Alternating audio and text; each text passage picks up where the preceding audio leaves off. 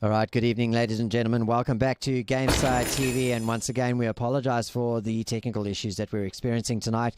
We are straight into the game. It is going to be Kanga Esports on blue going up against Element 6 on red. And here to take you through the match, once again, Laboy and Benno. Take it away, Laboy. Cheers, Crisis. And we're getting straight into it, actually. Map is Stone Keep. The bands have come out. Ceres and Cassie, the first picks have already locked in. We have, obviously, you can see that Kanga aren't playing with their main roster. They have Diggy and Josh as usual, but they have Salagel, Manly, and Bugs as fill-ins. Obviously, some of the members couldn't make it for whatever reason.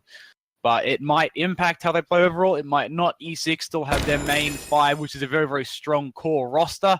Maldamba, Andro, Drogo so far for Kanga. Bomb King and Ruckus so far for E6. Don't know, what do you think these next two picks for E6 could be?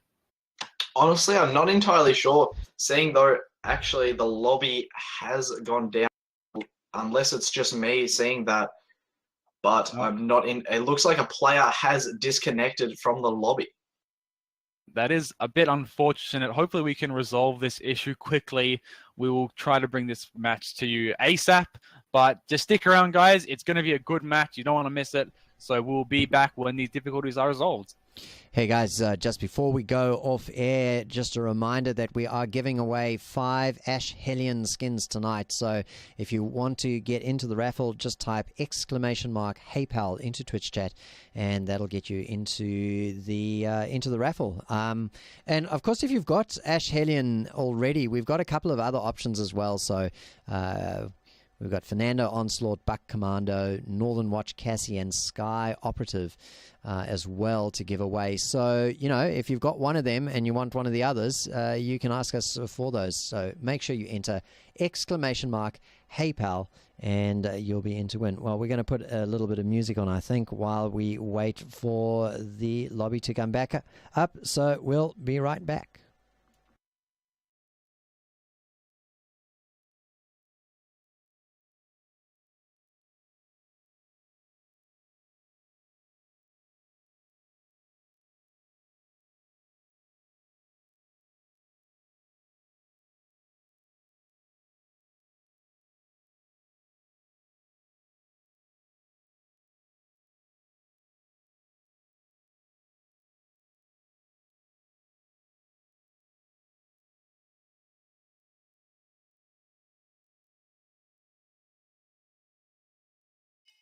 Select a champion.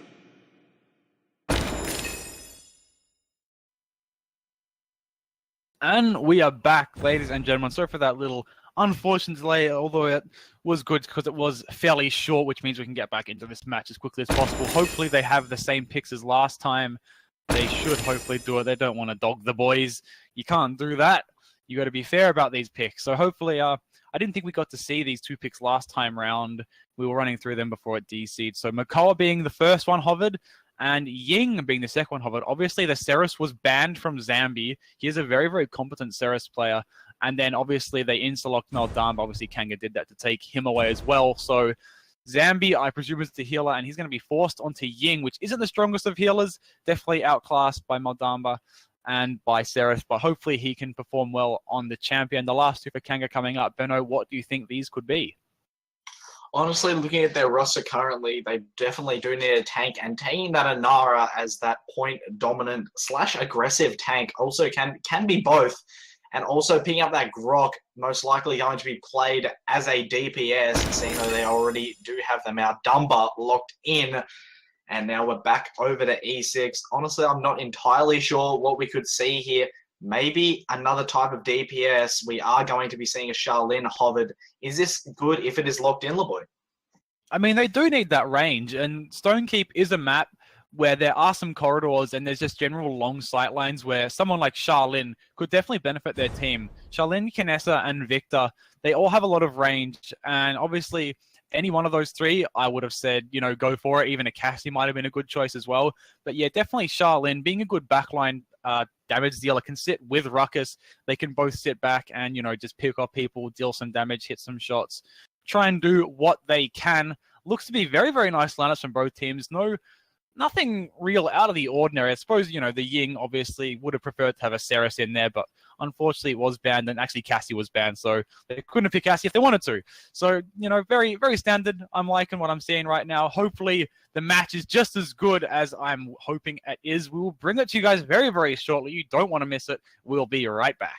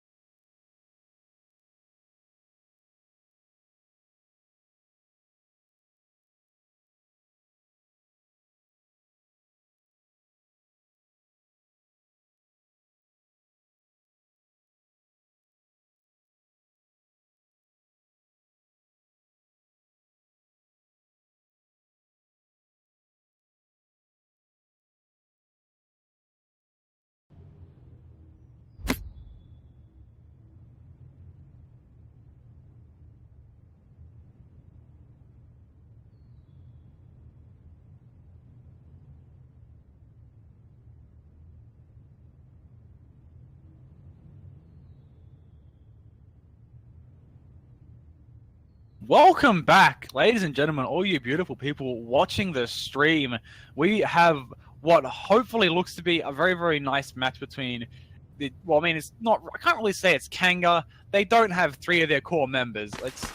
We don't have a name for them yet. We'll have to think of something. Maybe you guys in the Twitch chat could leave in some interesting names for the team that is the blue team for this evening. And then obviously E6 have very, very strong players, and they are a team that has developed quite a lot. Hoping to see them play well this evening. They have played well so far. They did win that first match, of course. And hopefully they can, you know, if they took a win against Diggy and Josh, that'd be a big achievement. You know, pat on the back to them if they can do that. I'm hoping to see that. Benno, do you think it could happen, or do you reckon that the Kanga quote-unquote mix-up could take the win here? Honestly, Kanga Jr. I'm gonna call them today. Honestly, with Digidog and Josh Kent's leadership on the team, they are going to be obviously having to take a senior leadership role for tonight's matches. Seeing that they probably can definitely step up their game, I reckon they could be okay, as we see no one coming to point yet. Anyone yet, no one has even got on point. Rock and Nara finally do get on point. But honestly, E6 are playing around the point a little bit, trying to get a pick before they do go in. Quite smart, seeing their comp. Noah cannot land the hook.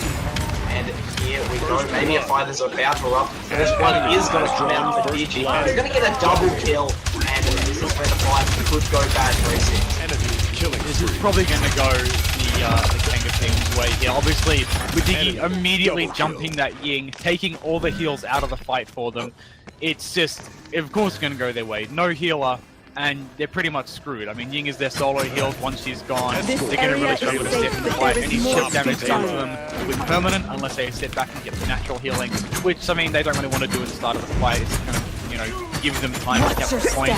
So very, very nice first start for the, and I just forget our name for them. They're not kangaroos, because they're in the full team. They are just the Joeys. So we're going to call them the Joeys for tonight.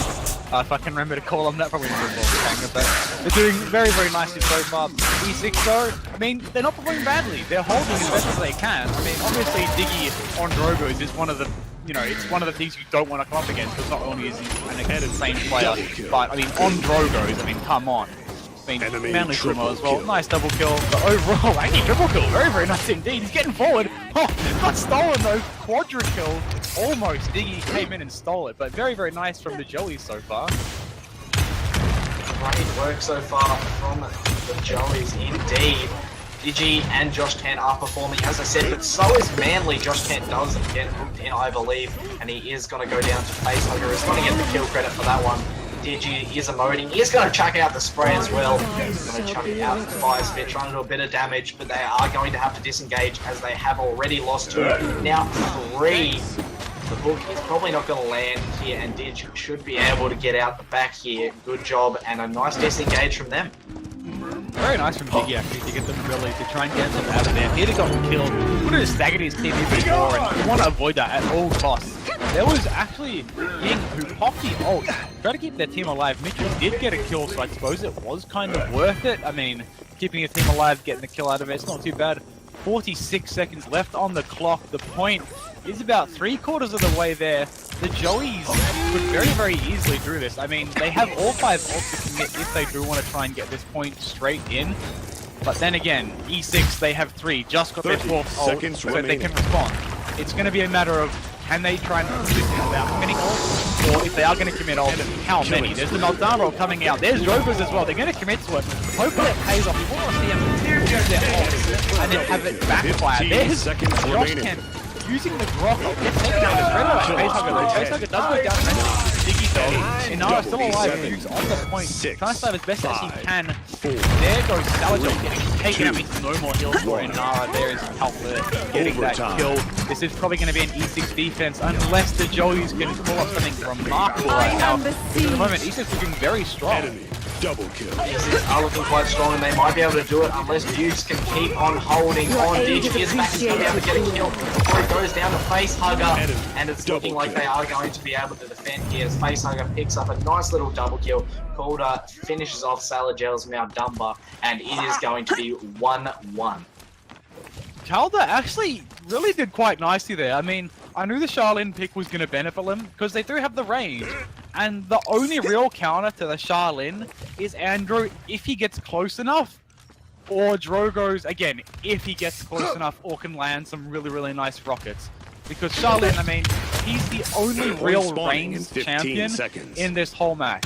Unless, I mean, like, as I said, unless the Drogo or Andrew can find a way to try and either flank him or get close to him, Charlene's going to sit back uncontested for the entire match pretty much. I mean, I suppose Grok, if he wants to go off on his own little tangent, ghost walk to him, sneak up and then try and do some damage. But, I mean, Calder's playing Charlene really nicely. I'm enjoying seeing him play so far, and it's definitely working for E6. They are, you know, 1-1, so props to them as we get into this next point.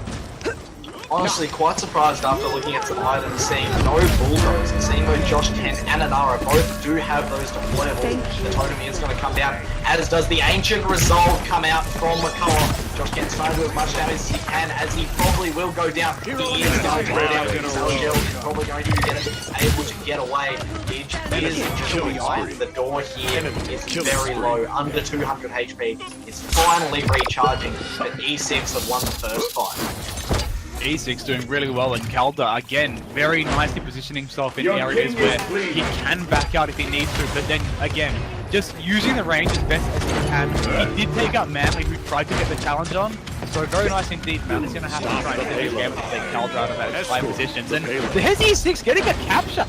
Reed Mitchell taking a killer pace off the DPS on the side of Kanga as Joey. So very, very nice to see. I'm really, really liking watching this play. So because you can tell that they definitely have the communication there. If one person's doing something, the other 4 know what he's doing. So far, I haven't really seen any of them doing anything crazy, doing anything out of the ordinary. They're just playing very calmly, very collectively, and overall, they've done well to get this, you know, 2-1 advantage. And with just under 2 minutes left, they can very easily push it. I mean, it's halfway. I reckon they can do it. Maybe they can indeed, as they are going to be coming up to the archway very shortly. Josh Kent is going to drop the totem to save himself, as Mitchell is going to stay on point with that ruckus. Both tanks are on point, as well as Zambi's Ying. Digi is going to be able to get a nice little kick onto Calder's Charlene, but Zambi instantly fires back with a kill onto Fuchs. It's going to be bad here for the Joeys. As I say that, Digi and Manly combined for 4 kills, and that is going to be a nice little way for E6 to go back to spawn. Diggy swooping through to get that triple kill, pushing the members of E6 back. Something had to happen, and it had to happen quickly, and that's what had to happen. Diggy had to come in, get a nice triple kill. He's noticed them all trying to flank this way. He's telling his team to come back, and that's what they're doing now. You can see them slowly backing up, slowly retreating to try and group up with the rest of their members. You know, Fuchs, they're getting a very nice kill on the face. They're going to start off that little snowball defense. You know, once you get one pick off, the other members can't push in, it's just going to buy them as much time as they need. Unless E6 want to do a 4-man commit to try and push this in, they're going to have to wait until they get that member back. You know, when you're on the attack like this, you can't afford to try and stagger your players because that's only going to buy the team time. Digidog, another kill onto Calder.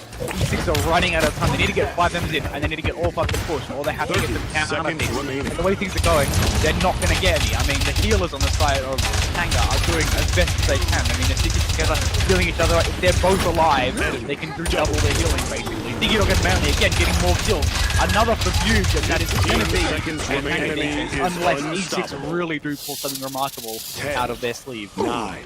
Honestly, I know I'm bringing it up again, but it does seem like Bulldozer, the lack of Bulldozer on E6 is kind of hurting him at the moment. Josh Camp's totem pole is being able to stay alive for a long period of time, as overtime is starting to tick. Charlene does go invisible and get a nice pick onto Dig, but Buggs and Manly are able to combine for 3 kills. Manly's able to get a double kill before Buggs falls down at the wrath of Mitchell.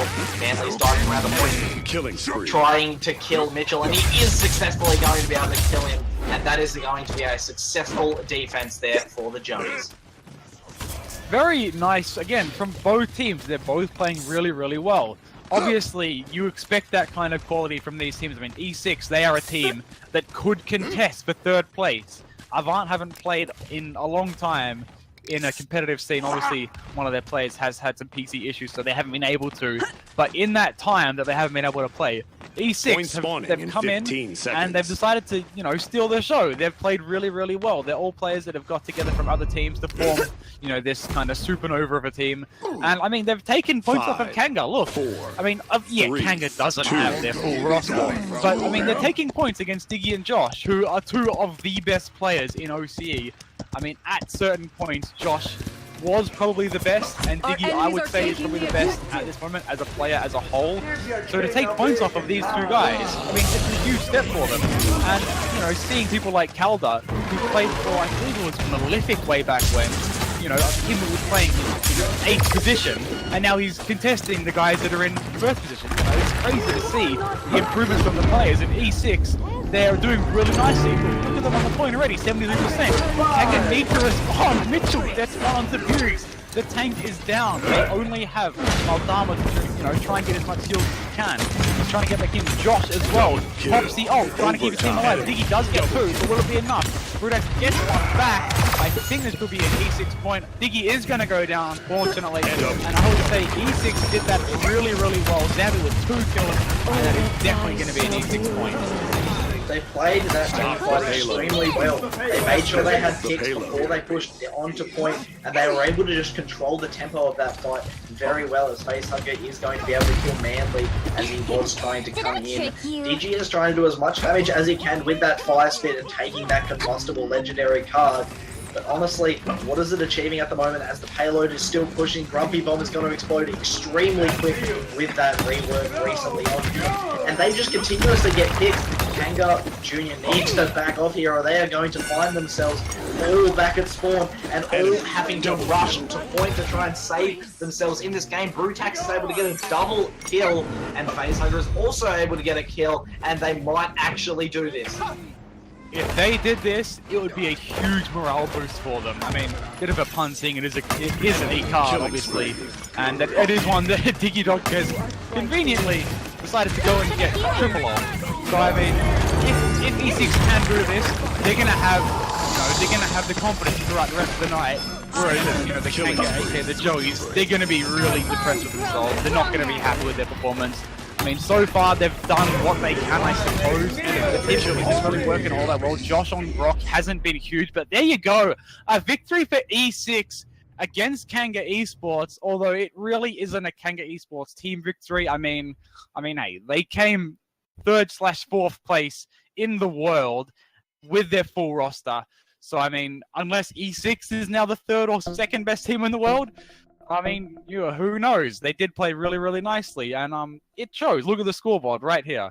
Josh, yeah, 3 kills, 22 assists, 9 deaths. I mean, yeah, Salajel had less deaths, and that's what you want from the healers. You don't want them to get taken out, but they could have played a bit better. Diggy did his work. Manly did decently.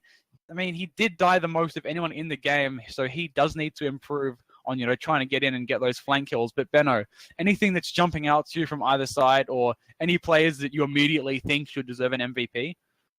Honestly, one thing that does catch my eye is a player that you just mentioned, Manly, did die 13 times. Honestly, that's just mistakes in positioning, and that's got to be props over to E6 for being able to pick him off every time he was trying to jump into the back line to try and take out DPSs.